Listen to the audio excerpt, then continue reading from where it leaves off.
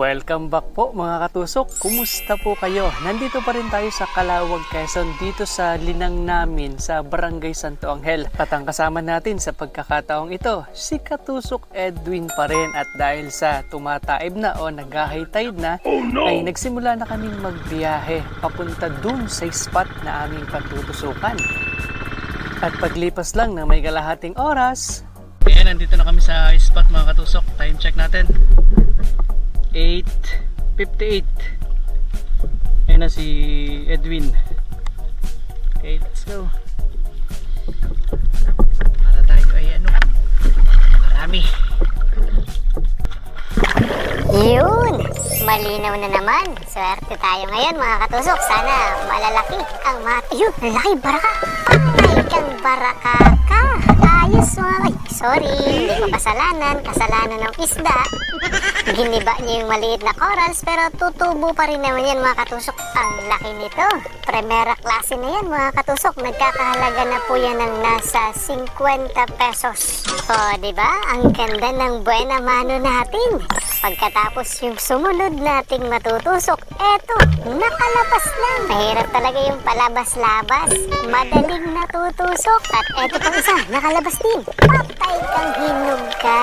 Maganda talagang patamaan kapag ka malalapad. Eto namang isa, hindi malapad. Ayun o, patay kang sigapo ka. Karamihan talaga sa mga sigapo ay madalas nakasilip sa mga butas. Kaya kailangan masipag ka rin magtingin-tingin doon sa mga butas. Tulad nito, patay kang hinog ka. Nakasilip na naman doon sa may butas mga katusok. Hindi lahat ng mga isda ay nakagilid na o nakalabas na. Karamihan dyan, doon sa iba ay nakasilip lang sa mga butas-butas. Pero ito, madalas nakalabas.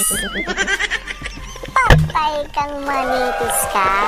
Dito nga pala sa amin, tinatawag namin yung saging-saging o kaya naman ay tinatawag din namin yakbutan. Pero itong isang ito, na nakadungaw na naman, patay kang baraka ka. Huwag nyo nga palang hahawakan yung puti na inilabas nung balatan. Ang hirap tanggalin nun kapag kayo'y nadikitan. Eto naman, nakatago ang mata, labas naman ang katawan. Akala niya siguro kapag hindi niya ako nakita, makakaligtas na siya. Pero kapag ganito kalalaking baraka, hindi natin paliligtasin yan kahit nakatago pa. Kasi laki pa nung natusok natin kanina na nagkakahalaga ng nasa 50 pesos. At dahil dalawang ganito kalaki na ang natusok natin, may pangtigas na tayo at may pang-ulam na. Pero dahil si Baby Tusok ay malakas sa gatas, kailangan pa natin ng panggatas at kailangan din ng pambaon. Kaya kailangan marami tayong matusok. Yun, nakahuli tayo ng tingin. Napakasarap nga palang ipang-ihaw daw nito, sabi ni Mama. At kapag nga pala marami tayong nahuli, ay ibinibislad naman natin yung iba para kapag dumating yung panahon na hindi tayo makalaot, may ulam tayong dudukutin. Eto, dinukot na naman natin isang bukawin at eto pa, patay kang matampusa ka. Medyo malaki-laki na nga rin pala itong matampusang ito. Siguro mga nasa 15 pesos na yan. Pero ito, yung pinakamalaki sa, hindi yan, yung pinakamalaki sa matutusok natin, tumago dun sa loob ng malapad na bato. Kaya sinilip ko at nang makakita na ako ng kaunting tiyempo, ay binanatan ko na yan. Kasi sayang naman kahit hindi kita sa camera, mamaya makikita nyo pag-ahon yan. Nakita pa rin natin. Laking alatan. Kanina kasi mga katusok, nakita na natin yan, kaya lang tinaguan tayo. Mamaya babalikan natin yung hinog na yan. Huwag kang aalis dyan. Pero unahin ko muna ito at baka makawala pa. Ayan o. Ay grabe, napakasarap daw nito mga katusok. Isang sweet lips ito na mahigit 1 kilohin ng timbang. Hindi natin ibebenta yan, ipang-uulam natin yan. Eto na lang ang ibebenta natin. Patay kang hinog ka. Ang bait talaga nito mga katusok. Hindi talaga siya umalis dun sa pwesto niya kanina po. Ganyan talaga kapag ka gustong magpatusok. At etong isa, nagpapatusok din. Ayun, patay kang hinog ka. Kapag nga pala ganyan kalalapad na hinog mga katusok, nagkakahalaga na yan ang nasa 15 to 20 pesos. Pero ito, medyo maliit pa. Hanapin natin yung mas malaki dyan. Eto, dalawa. Nagde-date yata sila. Pero baka baka naman magkaibigan lang. Kaya hulihin na lang natin para mapakinabangan. Unahin natin to isa. Patay kang hinog ka. At yung isa naman, yun, nagtago na. Pero dahil madilim at hindi niya kita ang daan, nahuli pa rin natin yung tatlo. Kaya eto, dahil naka-breakaway tayo, yung tatlong natusok natin ay ilalagay na natin sa buya ng sabay-sabay. Naka-breakaway kasi tayo mga katusok. Kaya hindi na natin tinatanggal sa pana. Diretso na sa lagayan tulad nito. Diretso din ito sa lagayan natin.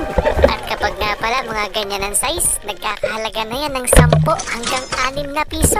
Katulad nitong isang natusok natin na bukawin. Ayan, nasa 10 piso na ang halaga niyan mga katusok. Hindi natin mapupulot sa kalsada yan. Pero dito sa dagat, kapag ka matyaga at masipag kang mantusok, aba ay marami kang makukuhang grasya dito. Tulad nito, malapad na naman, nagkakahalaga ng 15 pesos mga katusok. Patay kang hinog ka. Hindi man kalakihan yung mga natutusok natin, pero kapag pinagtyaga ang ipunin, aba ay pambenta na rin yan. Pero ito, pang-ulam natin to, isang lubalub. Patay kang lubalub ka. Napakasarap din nga pala na pang-ihaw nito. Ano ba ang tawag sa lugar nyo ng ganitong isda mga katusok? Pero ito, balawis ang tawag namin yan dito. Pero ang nakasanayan nating itawag dyan ay danggit. Pagkatapos itong isa naman na tinatawag nating hinog, dito yan sa amin ay balanggi. Pero sa ibang lugar, tinatawag nila yung samaral na dilaw kasi kulay dilaw daw. Pero ito, kung hindi kasi ako nagkakamali, ito'y kauri din ng sweet lips na madalas talagang dyan pumapwesto sa mga buhanginan. Dyan madalas makatusok ng malalaki si Kevin's Adventure. Isang mahusay naman tutusok na nakakasama natin lagi sa San Francisco na ang hinuhuli, aba ay malalaking isda talaga. Pero dahil hindi naman tayo kasing husay nilang mag-dive, dito muna tayo sa kaya lang natin. Uy, ang daming danggit. 3 itong nakita ko mga katusok. Itatry natin kung kaya nating hulihin lahat ng sunod-sunod. Patay kang danggit ka. Hindi ko na nga pala kinalabit yung trigger kasi nasa buhanginan lang. Eto pang isa. Tutusukin lang din natin okay, maingay. Patay kang danggit ka. Ayos, nakadalawa na. Ngayon, balikan naman natin yung... Ay, naku. Sayang nawala yung isa. Sayang nawala isa. Sana. At nang ilalagay ko na nga pala sa tuhugan yung ating mga danggit, aba ay tinutusok ako nitong bugiw na ito. Ayan, bugiw nga pala ang tawag namin dyan sa mahabang isda na yan mga katusok. At nang may ayos ko na nga pala sa lagayan yung mga isda, ay may nagpakita na naman sa atin. Nasa 30 pesos na may kang sigapo ka.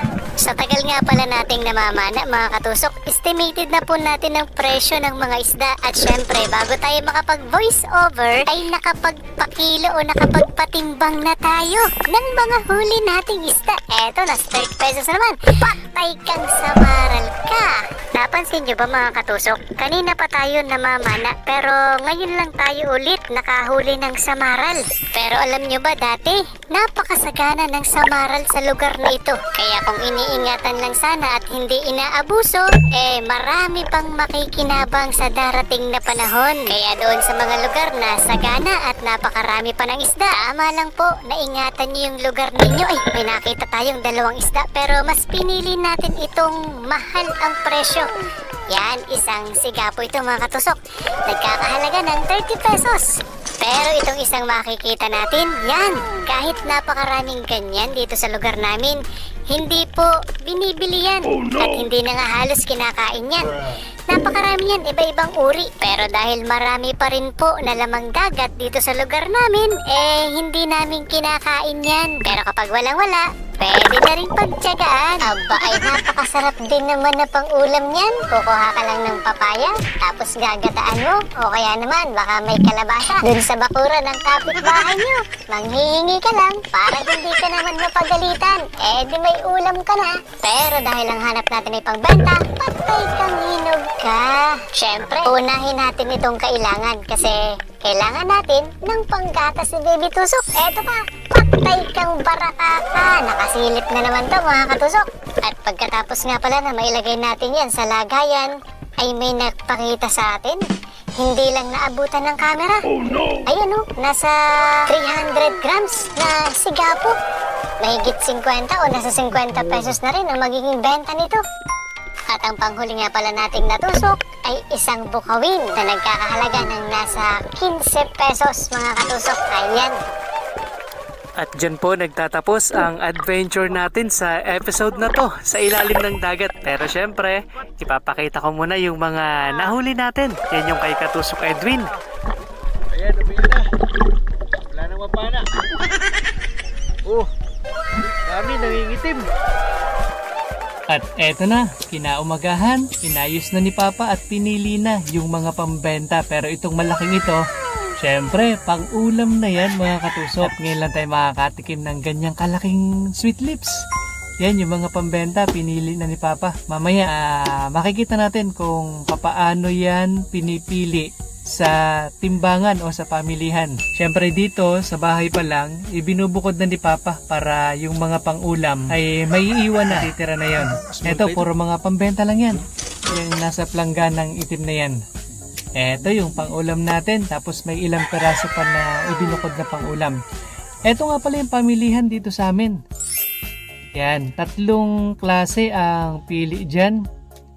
Itong ibinubukod na yan, mga small size yan.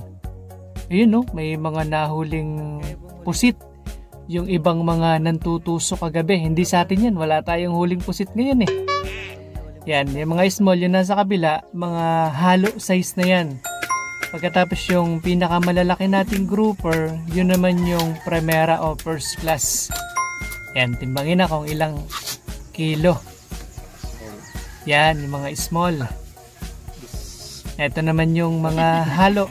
Yeah, pagkalito ng mga nauwi. Pagkatapos, ito naman yung primera natin.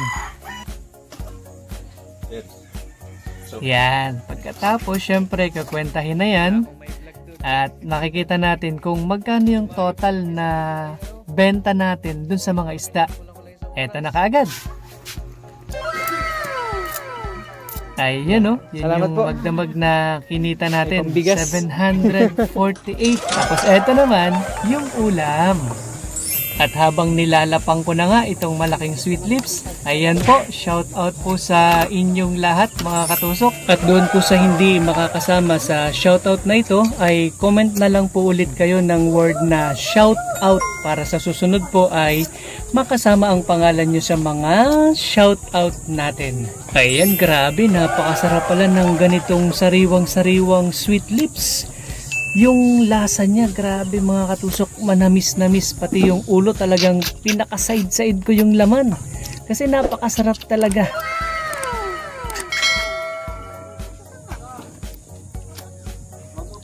Ayan, thank you for watching mga katusok. Ingat po kayo palagi.